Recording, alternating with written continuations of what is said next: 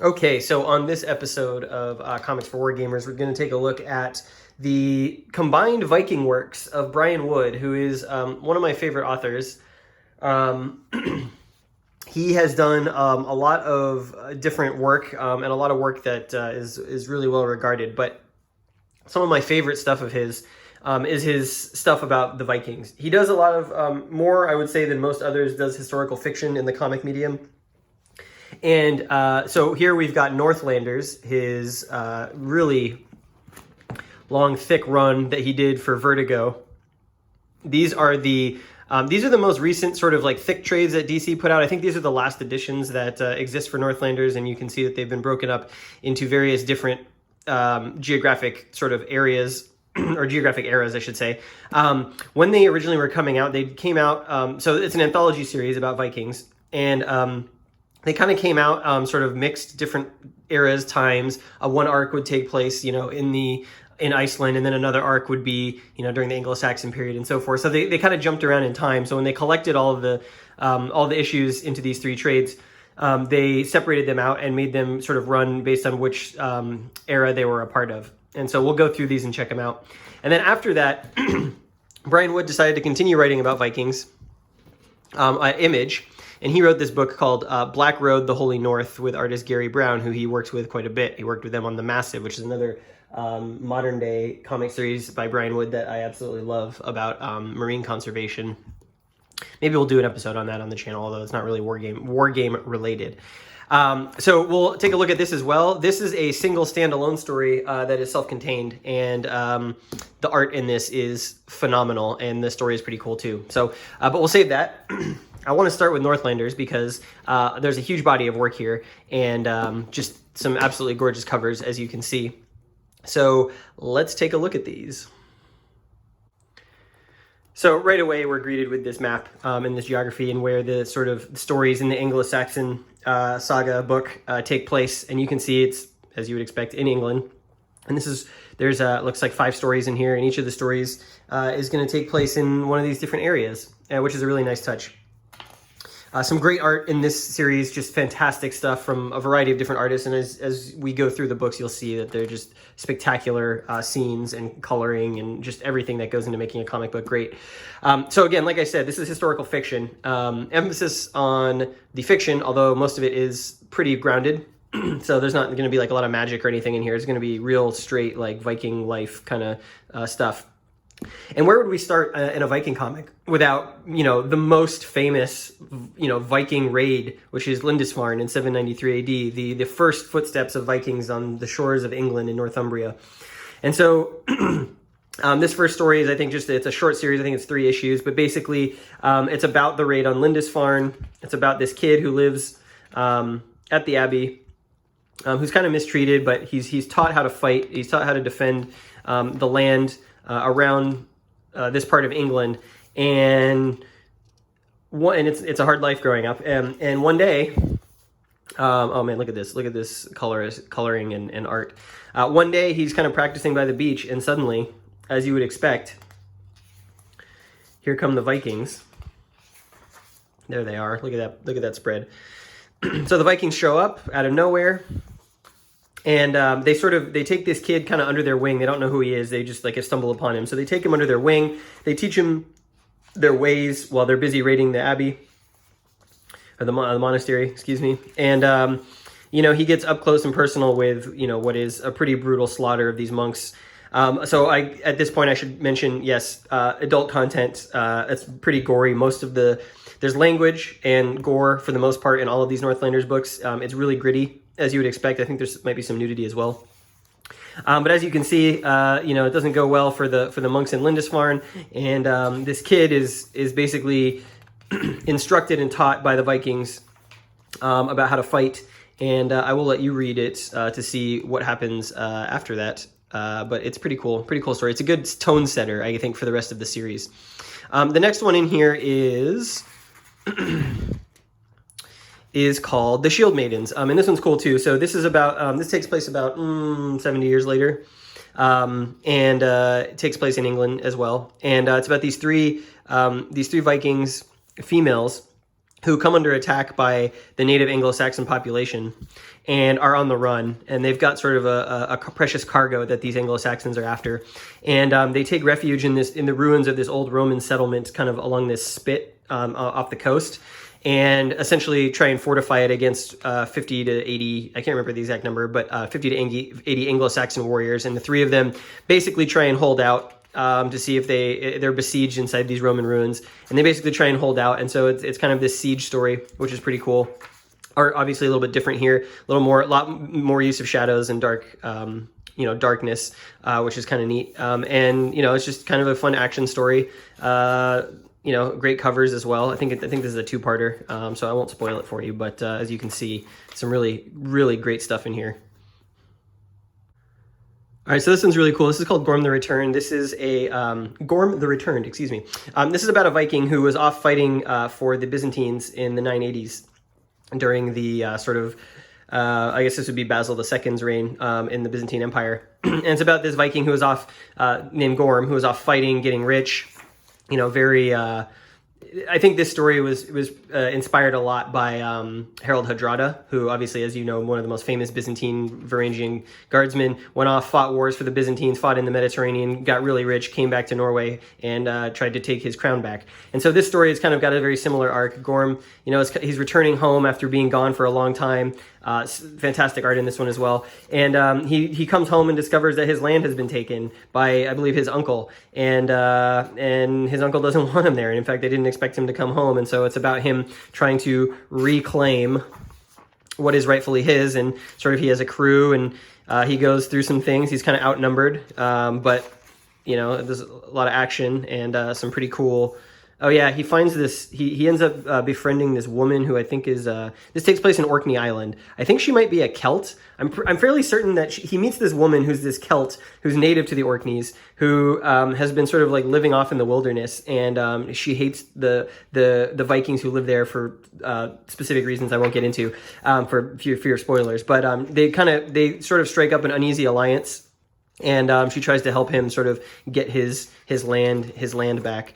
And take his throne, his seat, if you will, his seat of power. Again, just the use of color in here. One of the things about this series that I really love is just, and something that Brian Wood does really well, he is not afraid to let the art do the talking. I mean, you can see on this whole page here, it's just Gorm walking through the Orkneys. No dialogue, no text.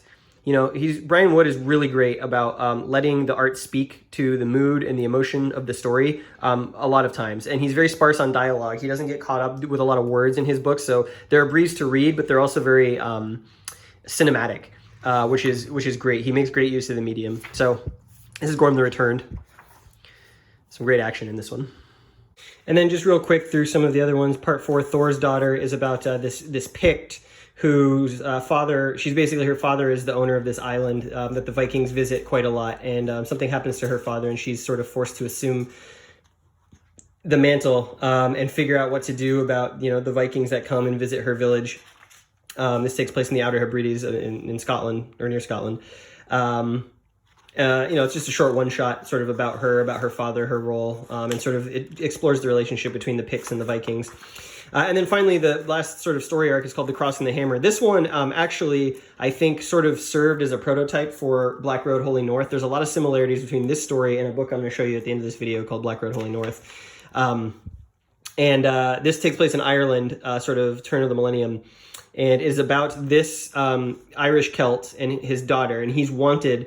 Basically, the Vikings are invading. They're trying to take over a kingdom in Ireland. He has been accused of murder and basically some really terrible atrocities against Viking warriors. And so the Viking king sends sort of an elite hit squad with this guy who, as its commander, sort of after him to try and find him. And he's basically on the run with his daughter, the Celt. These two, he's on the run with his daughter, and he's trying to keep her safe, and he's got to basically do some horrible things to keep them alive. There's a lot of violence in this one. It's sort of an exploration of the sort of tried and true, like how dark can your soul get if you're doing it for someone you love, kind of thing. And so he's rough and tumble. He's kind of a barbaric, I should say, not a barbarian. He's barbaric, and it's all about sort of this guy's hunt, his tracking of this Celt and his family to try and catch him. And there's a twist in here that is, I won't spoil for you, but there's sort of I guess what I can say is that at some point in this story, there's a time shift and things kind of get turned on their head. And all of this story is set against these two armies, this Irish army and this Viking army that are about to clash, and sort of how that is affecting the local area and what they have to do to survive and escape Viking patrols and all of that stuff. Viking army. It's really good, and like I said, it really sort of sets the stage for what you can expect in Black Road Holy North. The one thing I do like about these Viking books is Northlanders is Brian Wood's not afraid to look and see how the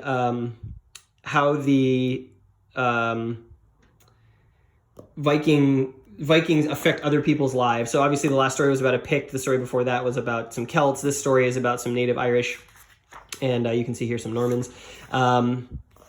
And just how sort of like the Viking invasions and all of that stuff sort of affected people, which is really cool. It's a really nice sort of like historical snapshot with some just fantastic art. All right, let's take a look at the next one.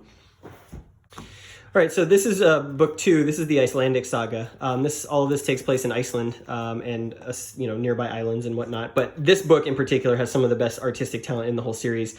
You've got people like Fiona Staples, known for her work in Saga. You've got Becky Cloonan, who's gone on to do just a ton of stuff for DC and others. Paul Azaceta, Declan Shalvey, who's done stuff for Marvel. This book is probably one of the most beautiful of the three, and there's some cool stories in here. So the Sea Road, this is the first one. This one is about essentially these Vikings who are on this ship, and I think they're coming home from a raid, and they get lost, and they don't know where they are, and this guy basically starts to go crazy. He's afraid he's never going to see home again. He starts to hallucinate, and everyone on the boat's afraid that he's going to mutiny, and they get wildly off course. They see some stuff they never expected to. You can see the Arctic ice field 50 miles northwest of Iceland, and basically he just goes nuts and starts seeing things that are not true, and basically tries to escape the ship. It's a funny little one shot. I'll keep the page up so you don't see the end. This is Sven the Immortal. This takes place in the Faroe Islands. This one is about this old former Viking warrior. Takes place in Norway. About this old former Viking warrior who is renowned for his battle prowess, and you can see just like, oh man, the art in this series is so good. And he basically has one last tribulation, one last fight in him to show that what an amazing warrior he was. He's trying to protect these 2 kids, and he sends them away and basically is going to fight off these folks that are after the 2 kids, and it gets real bloody, real bloody. So yeah. And then this is The Girl in the Ice. This is a cool story. So this takes place in Iceland. It's about this old man who lives out in the middle of Iceland, in the middle of nowhere. And he one winter he cuts this hole in the ice to go fishing, and he ends up finding the corpse of this dead girl. And she's got sort of this medallion on her, and he doesn't know where she came from, and he doesn't know what to do with her. And he suddenly gets kind of ensnared into this, I don't want to say conspiracy, but there are people looking for her, where she came from, what happened to her. And so people in Reykjavik come searching for her, and they find him, and he kind of plays coy about where this girl is, that he hasn't seen a girl and so forth. And then eventually he gets accused of killing her, and has to go stand trial in Reykjavik, which is pretty tough. But this one's cool. This story is actually really probably one of my top 3 of the whole run. So this is what's this one called? This one's called I think it's just called the Icelandic Trilogy. Yeah. So this is cool. So this story, the premise of this story is it basically shows from the moment that Vikings settled Iceland. Right, so this is like one of the first Viking settlers, how he sort of brought his family with him and claimed some land and built a home and, tried to get civilization started there and in sort of the really tough terrain and conditions and whatnot. And each successive issue in this arc sort of skips forward in time and shows that his descendants. And so what you have here is sort of a generational story over, I forget how many years, but basically showing how his descendants build on what he started and the conflicts between the various Viking sort of clans that settled Iceland and how they have to coexist. So this one is... This one's called Security. I think this is about his son or daughter. I can't remember. But basically, it follows this whole, second generation. So it follows his whole family. It looks like they're whaling here. And sort of what happens to them and sort of the politics between the various Viking clans, generation after generation, and how sort of what started as an ideal for settling in a new land that they could call their own and that was safe, and how that sort of takes shape with, conflict with others and sort of like how, the dark natures of men tend to ruin things that are nice, and this is why we can't have nice things. So this one's really cool. I really enjoyed this. It was cool to see a story sort of take place across many different.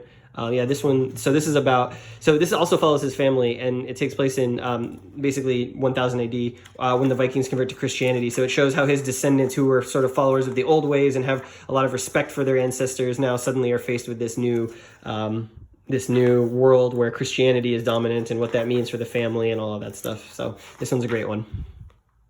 All right, finally, book 3. This is the European saga.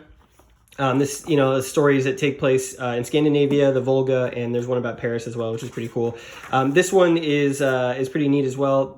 This first story, what they call a prologue, is actually great. It's a cool single issue. It's basically a one-shot about these two Vikings, Snorri the Black and Egil Sleggja, fighting. And it's just a single issue of their one-on-one, like, man-to-man combat, and sort of just some of the techniques that Viking used to fight. He goes into some of the historical techniques about how to use the shield and the sword, and it's just 11, 12 pages of them fighting one another, one-on-one, mano a mano.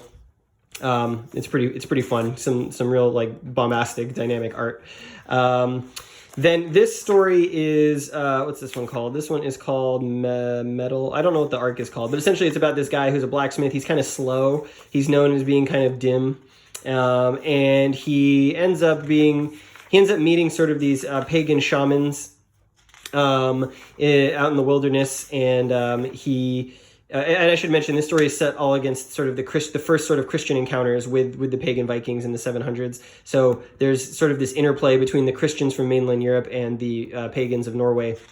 Anyways, he meets this sort of pagan shaman out in the woods, and they fall in love. And there's this guy who I can't remember if he's paid by the Christians to retrieve this woman, or he's after some of her quote unquote magic. But basically, he ends up chasing them down, and it's sort of kind of like a Revenant style story where he and this woman he loves are sort of on the run from this like really terrible Viking who's kind of working with the Christians to do their bidding, essentially. This one's super violent. There's a lot of gore and like violence in this one, especially when the main character is fighting the blacksmith. So this one's pretty cool. And then the next one after this is another one that I really like, and that is called, let's see if I can get there. This is actually a long arc. Here we go. So this one is called The Siege of Paris, and it is about the Siege of Paris in 885 AD. It's about this sort of squad of Vikings. This one reminds me of anything in here. Reminds me the most of sort of Garth Ennis. It's got kind of that style. But basically, it's about this squad of Vikings who are sent to Paris to put the city under siege and take it. And it's about just the hell that they go through, the battles. I think the siege lasted for a year or close to a year. Anyways, it's about the hell that they go through over that period of time, fighting, assaulting the walls, trying to get into the city, being repulsed, and everything that they lose. I think one of the characters loses an arm in this one. And just the art is like super, it's got almost like a Steve Dillon vibe to it from like Punisher. It's just like assault after assault. They can't breach the city. The city holds out. They're totally surrounded. They've got, the Christians inside are like praying to God that he will deliver them from the Viking attacks, flaming arrows. It's basically a siege story. And there's parts of it that are really funny. Like these characters are all just like super swarthy and foul-mouthed and dirty, and they're not very likable, but the stuff that they get into is pretty hilarious. Here's where he loses his arm as they set the ships on fire. So this one was cool. This is the Siege of Paris. Some cool shots as well, like cinematic pages. The next story in here, probably the most philosophical of them all. It's just a one-shot. It's about this guy who's traveling. He's tracking this buck through the wilderness, and he's just kind of meditating on sort of his place in the world and sort of the relationship with nature and like why hunting is important. And, it's just kind of a meditation on sort of this lifestyle and, what it would be like to be chasing, for days on end, this buck to try and get some dinner, and how if he fails on this mission, it's going to mean death for him and potentially for people he knows. Really great art, and this one just really fantastic. Like, it almost reminds me of a European style, but the coloring in this particular issue is just spectacularly good. And then this one, my favorite story of all of Northlanders, the best one, called The Plague Widow. This is such an awesome story. So it is about the Volga Vikings in Russia and this particularly harsh winter that this village is going through. And everyone is starving, and they're facing raids from other clans and other people who live in the area, and they essentially they don't know what to do. They're basically out of options. They can't find any game. Everyone's gonna die. There's a plague that strikes the village, and people, basically they're in sort of like red alert, like this could be the end of this settlement. And it's about this woman whose husband dies, and everyone's after her house and her land and her wealth, basically, to try and stay alive. Basically, it turns into kind of a apocalyptic kind of like every man for yourself, like take what you can get to live, because essentially the village doesn't have the infrastructure or support anymore to keep everyone alive, and they're coming under attack. Just an excellent story, and just the tension keeps building. It ratchets up. Just when you think, there's some twists, there's intrigue, there's some like thriller elements to it, and just it pushes all of these characters to the limit. And just when you think kind of how it's going to end, it kind of takes a left turn, and just phenomenal. This is by far the best Northlanders story, and I believe it's the last one of the way they publish these books. She has some allies in the village who, want to help her, but they also have their own motives. And then she's got enemies in the village. And obviously there's sort of the religious aspect to this as well. I mean, the religion thing kind of infuses a lot of the stories that Brian Wood did about the Vikings, but how, the relationship with God and why is he not delivering them? And, what does that mean?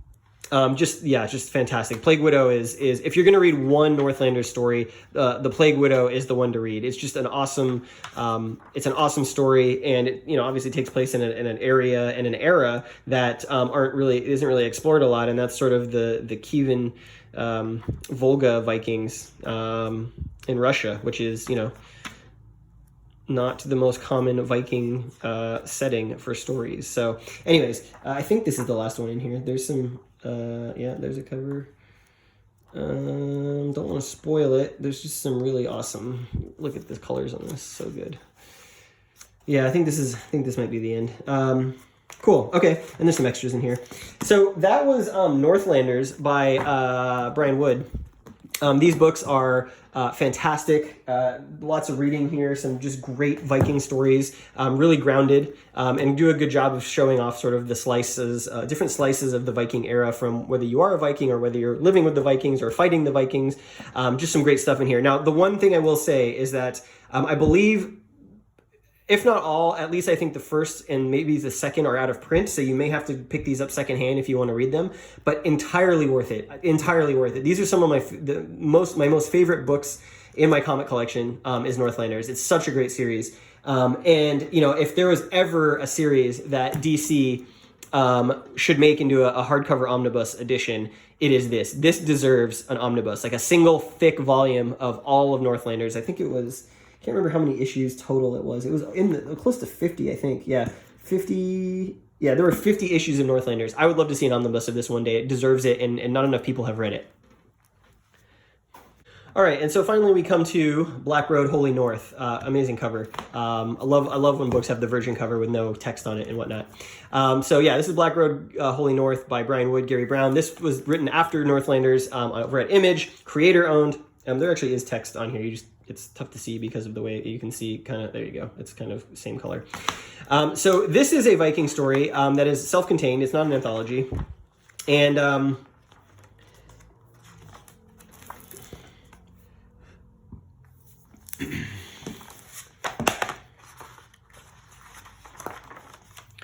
And it's about this guy, Magnus the Black, who is a Viking mercenary, essentially, who is taking jobs for whoever will pay him. And this story takes place sort of during the conversion, maybe slightly pre-conversion or post-conversion, but one of the big themes is sort of the clash of religion between pagan and Christian. And Magnus is known to kind of do jobs for anyone, doesn't matter what their religion is, and he's kind of looked down upon for doing jobs for the Christians because he's not a true Viking and so forth.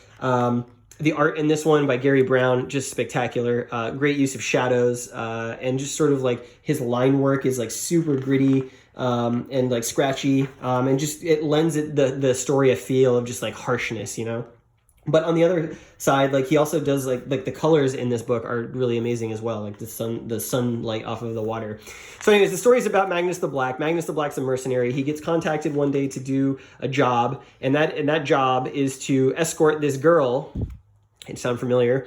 Escort this girl along the Black Road, which is sort of a trade route that has sort of a reputation for claiming the lives of people who walk it, and where there is some mysterious thing happening at the end of it. It goes north, basically, from where Magnus lives. But the Black Road goes north, and at the end of the Black Road, there's something happening that everyone's not really sure what's going on, but that's spoken of in whispers. And so Magnus gets a job from this stranger to escort this little girl on the Black Road to the end of it. And so the book is kind of this journey with these two characters, and here's the Black Road itself. And it's about, I believe this takes place in Norway, and it's about these two characters and the journey they go on, and what happens along the way. Oh, what an amazing cover that is right there! Look at that. Their relationship, and how sort of Magnus, who's like this really like hard, grim dude, and this young girl sort of like interact with each other. He teaches her some things. She shoots him with an arrow, or a crossbow bolt. And it's sort of about their journey. And I will say that they do get to the end of the Black Road, and there is a twist in this book about what it is exactly at the end of the Black Road that they discover is there, and what has been going on up there. And I don't want to spoil it for you because it's really cool. It's a really cool idea. I won't say it's historical, but it is certainly something that I think is interesting given the themes of the book. And it kind of changes the whole complexion of what's going on and what you think is going on in the book, and what is sort of a journey, an escort mission, a journey along this road becomes something else entirely. And so this is a great book. And I would say that if you're a completionist and you can't find all of Northlanders, but you do want to check out some of Brian Wood's work in the Viking era, this is a great one, and you can get this really easily. This is pretty widely available. Not enough people have read it, unfortunately, which is sad, but just some spectacular stuff here. Really compelling story. I would say it's really well paced, and written really well, and there's just some cool stuff. Here's one of those old wooden churches that Scandinavia is known for. So this is Black Road, Holy North. Really, really great book. And just in general, in terms of, comics on the Viking Age, you really can't go wrong with these. These are certainly, there's other comics on Vikings, but a lot of them tend to trend toward the supernatural. These books right here are going to be historical fiction based in actual Viking history, based in actual historical details of, what it was like in that era and what the people were like. And some of the settings and sort of storylines are going to be based around real stuff. So if you like Vikings and you want a cool graphic novel format stories or series of stories to read, I highly recommend these. They're some of my favorite books in my collection. And Brian Wood, obviously, is one of my favorite writers. So hope you enjoyed this. I will do another one of these episodes. People seem to be liking these okay. So not games, obviously, but there's some relevance here. So I'll probably do another one of these next month, and I already have a couple of options for that are sort of off the beaten path that I think you will enjoy.